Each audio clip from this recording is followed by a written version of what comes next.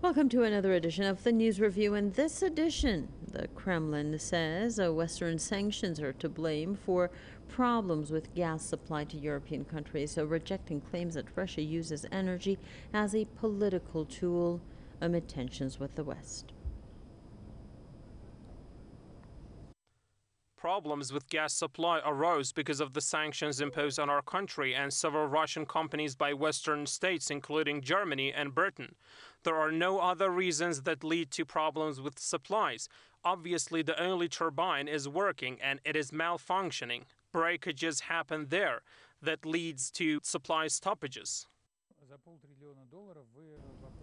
Peskov said sanctions are causing chaos in terms of maintenance work on the Nord Stream 1 gas pipeline between Russia and Germany.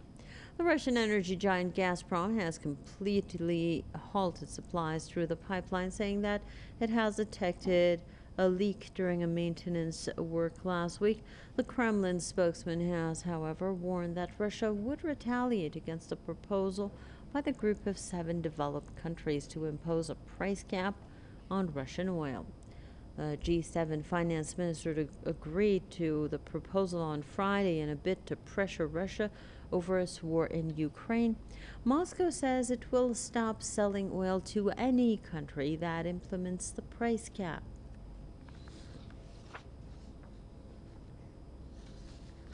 To discuss that further, we're joined by Marcus Papadopoulos, historian, political analyst, and author from London, and Scott Bennett, former U.S. Army psychological warfare officer from San Francisco. Let's begin with Mr.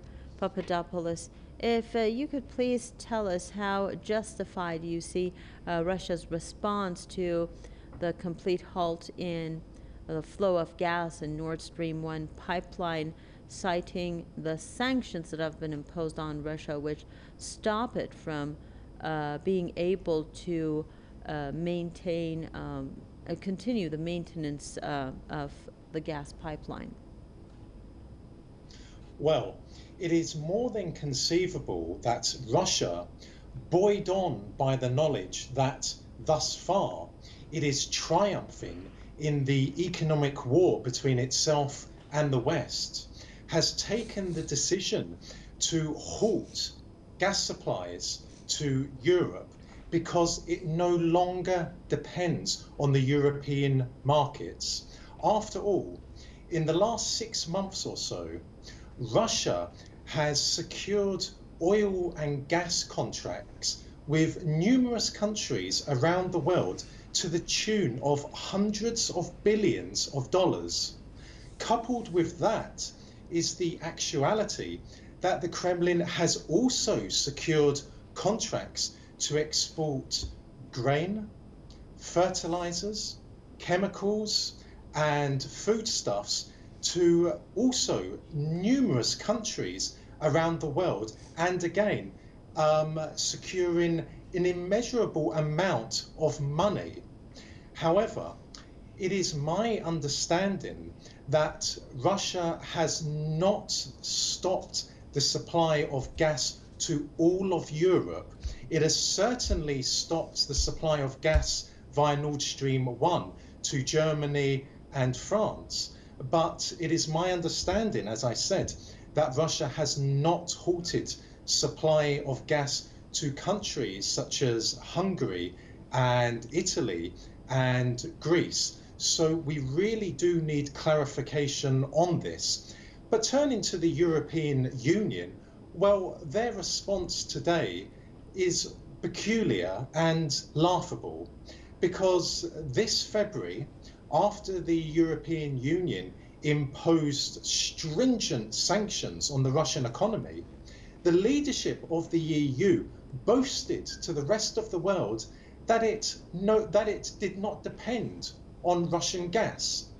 But here we are, 6 months on, the EU leadership today is castigating the Kremlin for having taken this decision. Well, which one is it, Brussels? Do you depend on Russian gas, or do you not depend on Russian gas? The brutal reality, of course, is that Russia is no longer dependent, as it once was for many years, on the European markets. However, Europe, especially countries such as Germany, are heavily reliant on Russian natural gas. And quite frankly, it demonstrates how the leadership of the EU has no compassion, has no empathy in regard to the needs of ordinary people in the European Union, because ordinary people in the European Union will pay a horrific price for the European Union having taken part in what is effectively an Anglo-American economic crusade against Russia. So, Mr. Bennett, we just heard Mr. Papadopoulos elaborating on the situation there, but in your opinion, is there a way back for Europe, or is it already too late? Well, I would disagree with his characterization of the decisions by the European leaders as peculiar and laughable. It is not peculiar, it is pathological. And it's not laughable, it's infuriating.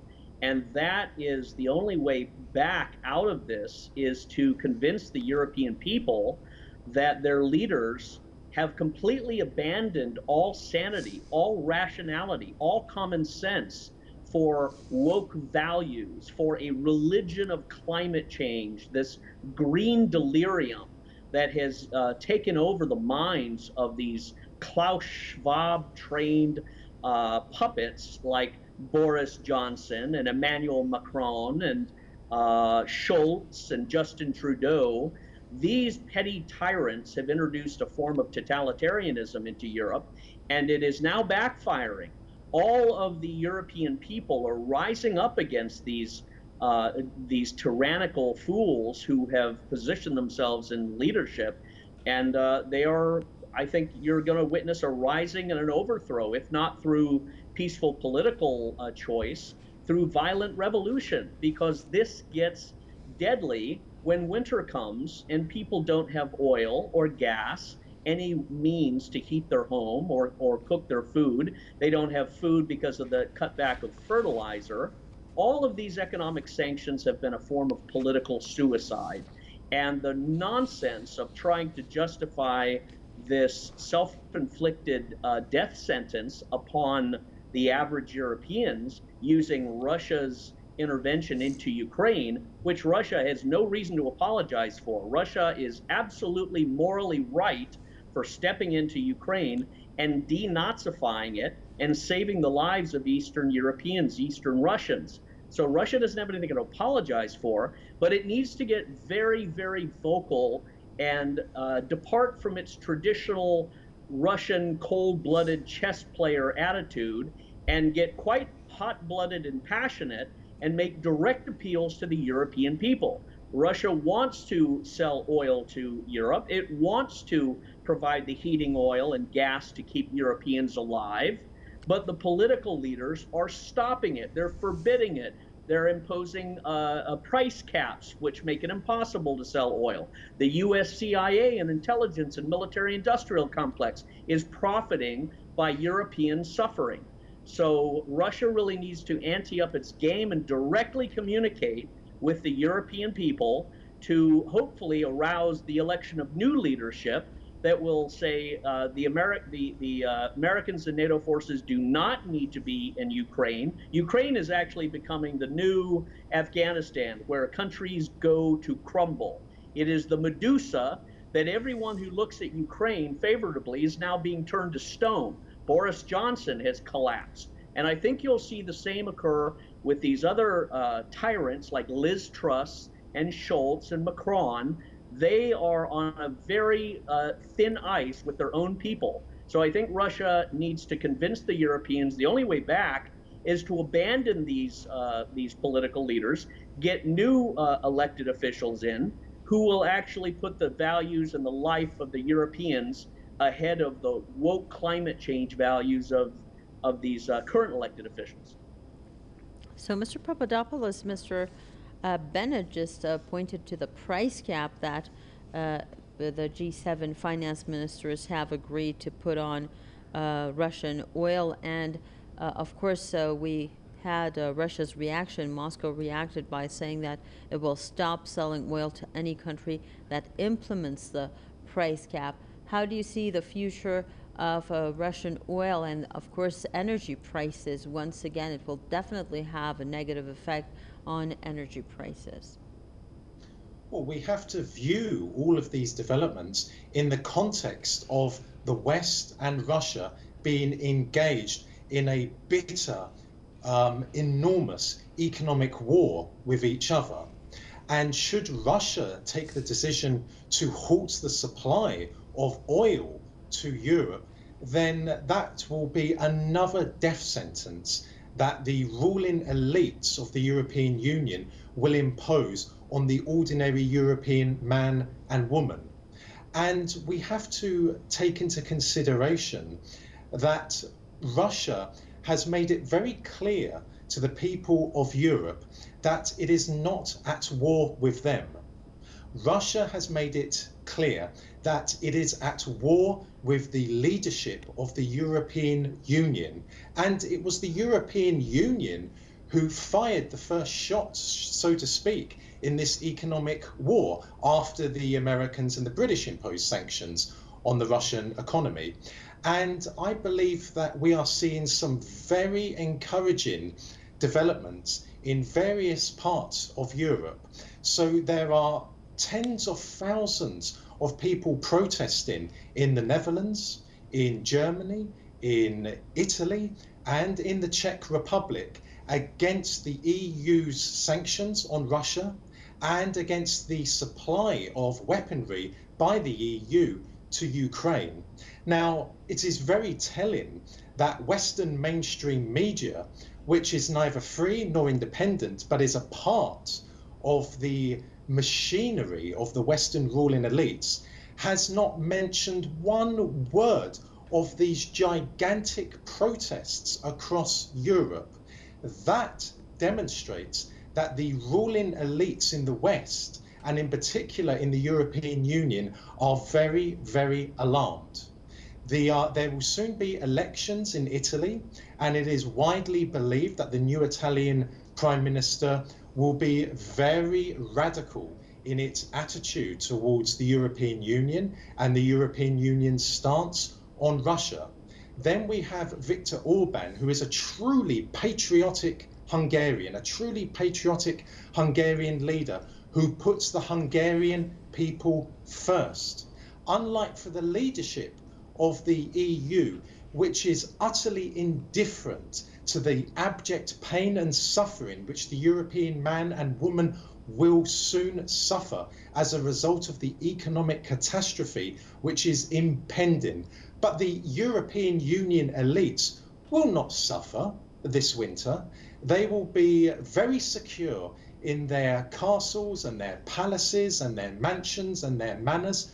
Why? Because they are millionaires, or if they're not millionaires, they're multi-millionaires, and if they're not multi-millionaires, they are billionaires. So quite frankly, there is a very strong possibility of popular uprisings breaking out across Europe in which truly patriotic movements, patriotic parties come to power. And if that happens, then those countries could very well withdraw themselves from the EU's economic war against Russia, which would be good for those countries in terms of their domestic households and good for those countries in terms of their industries. So, Mr. Bennett, I could see that you agree with most of what Mr. Papadopoulos just pointed out. So, do you see an end to EU as we know it? Yeah, I would. I would agree with Mr. Papadopoulos on that. There is going to be an end to the EU. There's going to be an end to the euro. The euro is already at 99 cents, down, what, $1 from what it was. All of Europe is imploding under the weight of this political tyranny and the totalitarianism imposed by Klaus Schwab and these ultra elites at the Global Economic Forum and Davos.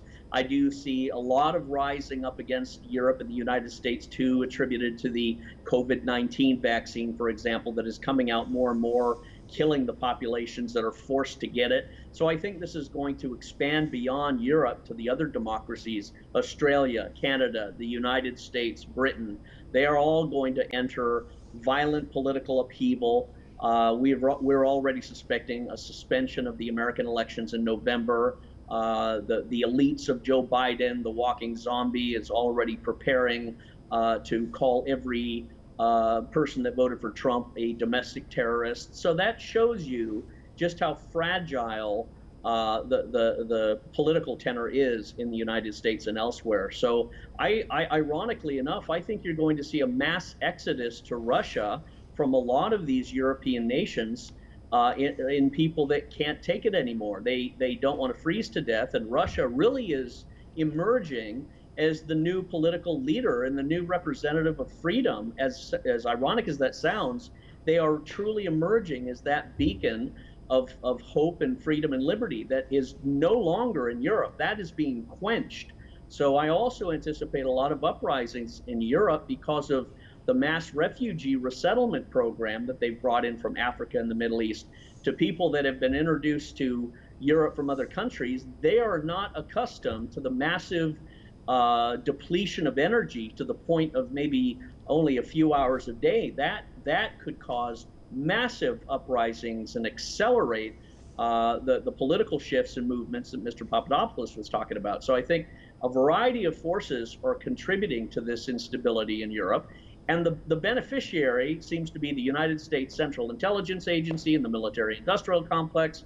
They are expecting to get wealthy from this at the cost of the lives of the Europeans. And I don't think it's going to occur, because at the end of the day, I think all of these political regimes in Europe and the centralized political bodies like the European Union and even NATO, they are all crumbling, and they will see this 10-year economic war that is climaxing in a kinetic war between NATO and Russia in the theater of Ukraine. All of this is going to mark an end and hopefully a restart to a more sane and balanced European American political entities and establishments. Right now, they are completely delusional with their self-importance, their narcissism, and indeed their pathological political suicide by cutting off all energy from Europe at a time where you're going to be facing some of the most severe winter temperatures and severe depletions of food ever in the history of Europe. So Europe is entering a dark age, and it's the European leaders that have turned out the lights. But Russia needs to get emphatically engaged in communicating directly to the people. And I think they would be very successful at turning the hearts and minds of the people away from these petty tyrants and towards a more sane policy of engaging with Russia. Thank you very much, Mr. Scott Bennett, former U.S. Army psychological warfare officer from San Francisco, and Marcus Papadopoulos, historian, political analyst, and author from London. Thanks to both of you gentlemen for sharing your thoughts and views with us on this edition of the News Review. And thanks to all of you viewers for following us.